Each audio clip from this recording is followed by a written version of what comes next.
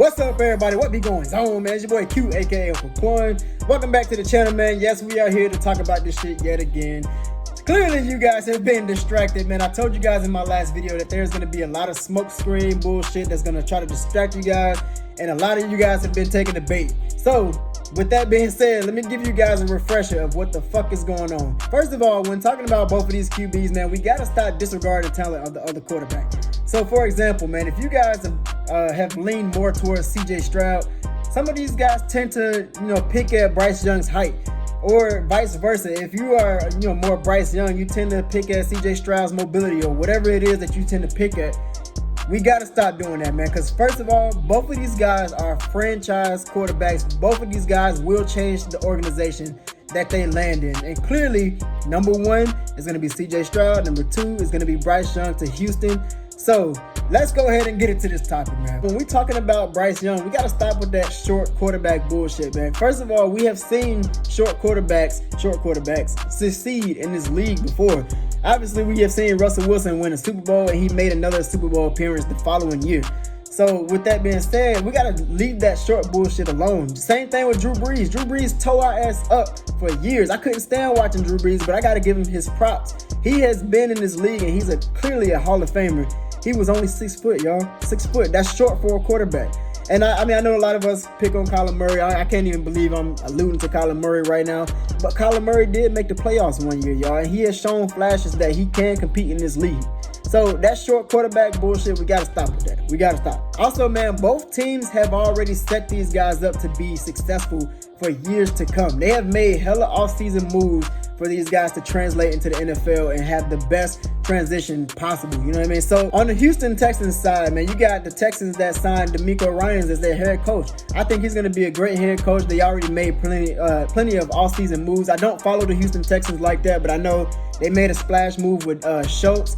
They made a splash move with Devin Singletary, and then you got others that's coming in to help Bryce Young when he does get to the league, man. So the Texans are going to be just fine, man. I think Bryce Young is going to turn that franchise around just as they expected Deshaun Watson to do. I think Bryce Young is going to really turn this franchise around immediately from day one. Also, man, you got my Panthers who have made plenty of splash moves in this offseason by first off hiring Frank Reich, who has also brought a hell of a staff, a damn super staff with him, man. And just by player moves, we have signed Adam Thielen. Obviously, we have got DJ Chark for CJ to throw to. You got Hayden Hurst, who's also been signed, man. You got Miles Sanders to help out in the run game.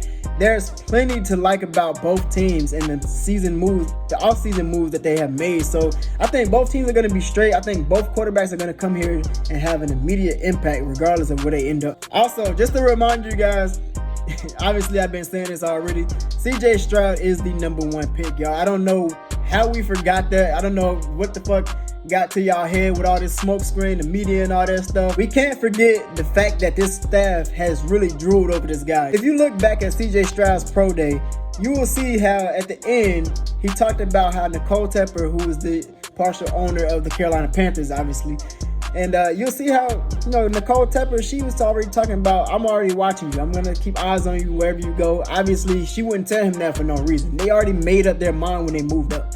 His wife, Miss Tepper, is really awesome. She's kind of funny. She came along too? Yeah, she told me she going to watch me. She got eyes on me everywhere I go. Same thing with Josh McCown. He gave it away at the end of the combine as well, or the end of the pro day as well, when he told him, hey, we're gonna shoot some hoops when you get to Charlotte. What kind of court? It's right here. Come on. Okay. Well, no, I got to do a little Charlotte. They already got this shit in the works, man. So I don't know what we're talking about here. I know Bryce Young, yes, he's a hell of a prospect. I wouldn't even be upset with taking him at number one, but this is the odds. I'm telling you guys as it is. CJ Stroud will be our number one guy. I don't know what else to tell you guys, man. It's plenty of fingers pointing to that, man. Obviously, I told you guys in my last video 5 reasons why. Here's some more reasons, man. Also, man, shout out to my boy Big Cat. He also alluded to it in one of his live videos earlier this week, man. He talked about how the mass media don't really give a shit about the Panthers. We're a small market team. Nobody really follows us on as far as like insiders and stuff like that as much as the fans do. So how will they know? All they're seeing is the outside news. All they're seeing is Bryce Young is a better prospect, so Bryce Young is going to be number one pick.